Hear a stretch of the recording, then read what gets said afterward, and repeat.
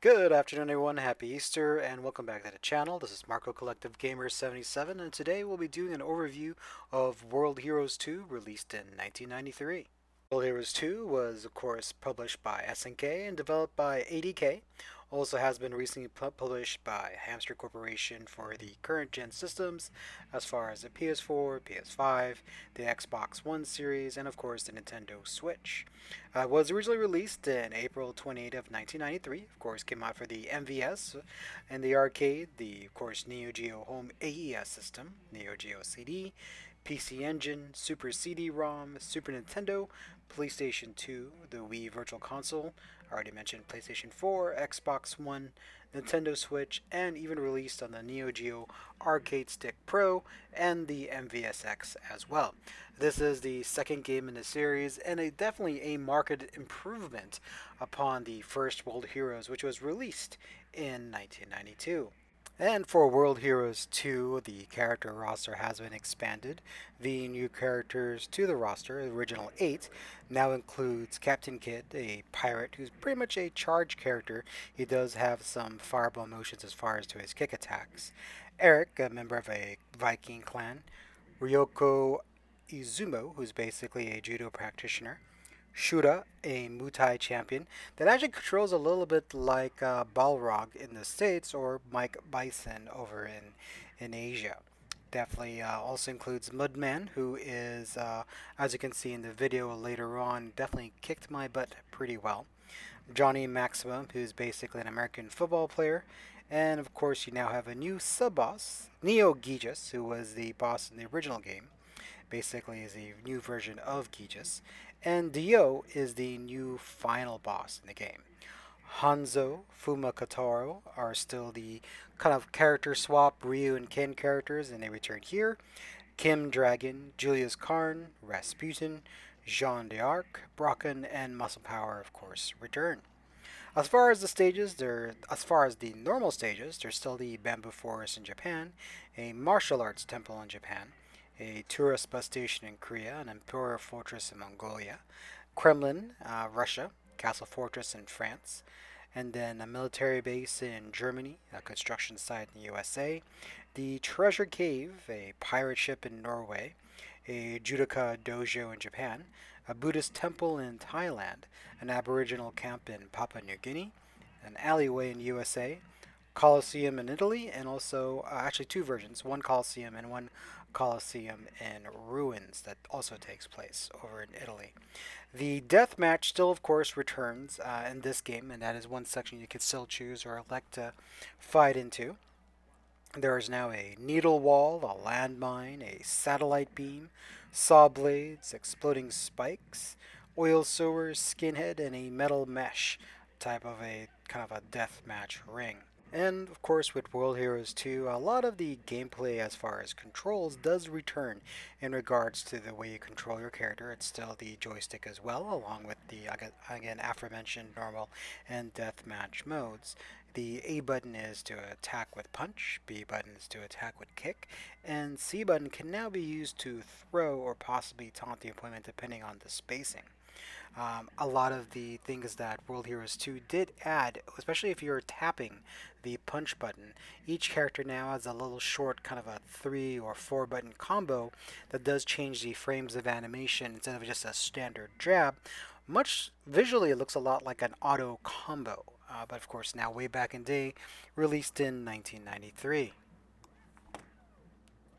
The gameplay is a lot crisper and a bit tighter than the first one. The first one was a little loose, even though it did still have some combo movements. And one of the biggest gameplay changes actually comes with the deathmatch mode.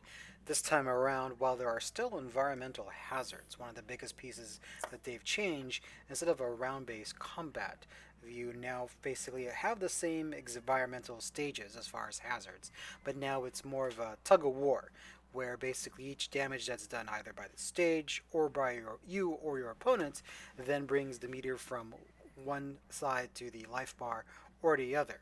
Now, of course, whoever wins at the end of that timer basically wins the match. However, if it is and it does stay in the middle, it would end as a draw.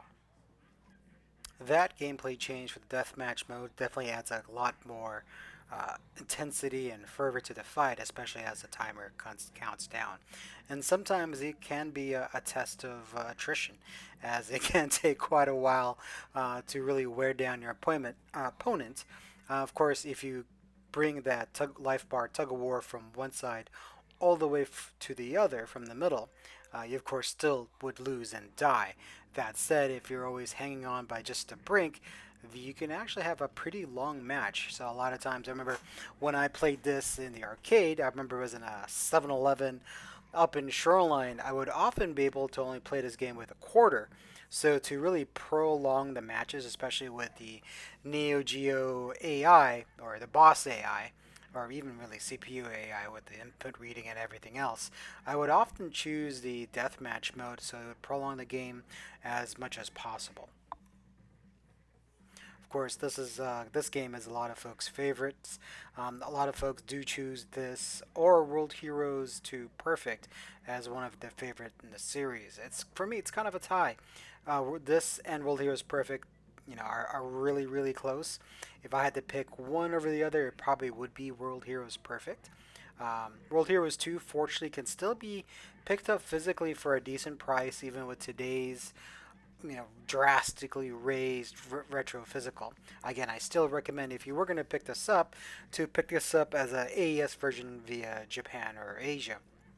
A lot of the times, and I've mentioned this before, a lot of the physical cartridges in Japan are really well taken care of. I remember when I picked this up, it actually only cost me $90 plus shipping. Of course, that was, goodness, about 5 years ago back now, and of course, prices have definitely made quite a small jump.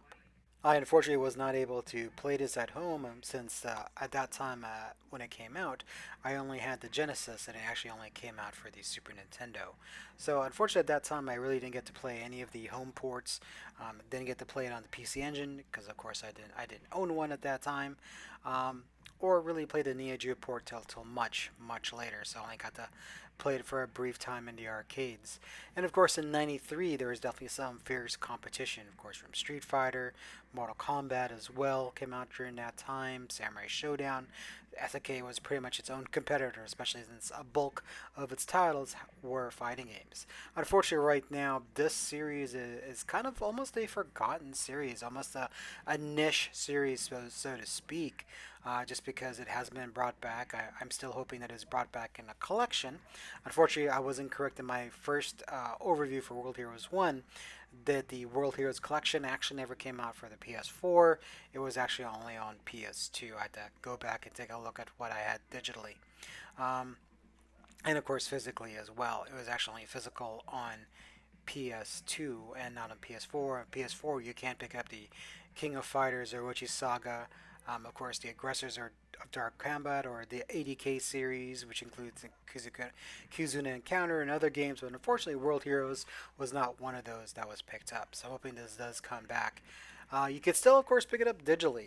It was, I should say, is released by Hamster Corporation, so you can pick it up via the ACA on the Switch, PlayStation Store, Xbox Store. I still, of course, as you know, picked it up on the Switch since it's great to have it portable. And it's one of the things I do love having on my Switch Lite are all these Neo Geo games, especially with the sizes of SD cards nowadays. Now, if you're comparing this to Street Fighter 2's head to head, I think they're actually really equal. I would probably compare this more to like Street Fighter 2 Championship Edition, maybe even Hyper, just because they do, of course, add extra characters. The first game, as far as the gameplay, just wasn't as varied because you only had 8 characters to choose from, with 2 of those characters being basically swaps, like a Ryu and a Ken. So it really limited the variety of gameplay. However, this time around, with 6 new characters, they redesigned Mid Boss, who was the final boss in the original game, and of course Geodius is now the new boss. There's definitely a lot more variety and gameplay when it comes to the characters. The hitboxes are a lot tighter compared to the first game, and of course a lot of folks, especially reviewers, noticed the huge improvements only being a year later. So really the 90s was an amazing time if you were a fighting game fan, as going from the first games as far as the new generation. I'm not counting like Karate Champ or Street Smart, but really once Fatal Fury 1, the Street Fighter 2s really started, you know, really kicking down the doors of the arcades and really showing how popular this genre could be, that we were really in for a lot of innovation, a lot of, since this is still the birth of that new genre. I would say the maturation was, if you had to equate it to a child, whereas Karate Champ and Street Smarts, Bushido were maybe babies, and these, of course, Street Fighter One was like the toddler stage. I would say, I mean, infant stage. I would say this was like the toddler going to 9, 10 year olds. This kind of time period from 92 to at least 94. 95 onwards really brought even a much larger jump as far as gameplay, graphics, and characters. But really, that 92 to 94 was a very seminal moment, I think, when it came to fighting games, as far as, really having to fiercely go against the competition, bringing more moves, tighter gameplay, better animation, better sound effects and graphics. I really think that brought a lot to the genre. And World Heroes 2 is definitely a good pinnacle for that series. Again, barring Perfect. I will be going over Jet and Perfect next. As far as graphics, the fact that they added some extra characters, more frames of animation in the background, some interactivity, I'll give it a very solid 8 out of 10. Even moving forward with Jet and Perfect, still a solid 8 for me. Gameplay, again, another solid 8 because it's much tighter, there's more variety, there's more characters. Sounds, the hit sounds are much better music this time around. There are quite a few catchy tracks in this version that I really do enjoy. As far as replayability, highly replayable, so I do recommend picking it up. If you could only pick up one World Heroes game, I would say pick up either World Heroes 2 or World Heroes Perfect. You, of course, can't pick this up. Perfect is a little bit harder to find physically, but of course, digitally, I pick it up on the Switch, PS4, or Xbox.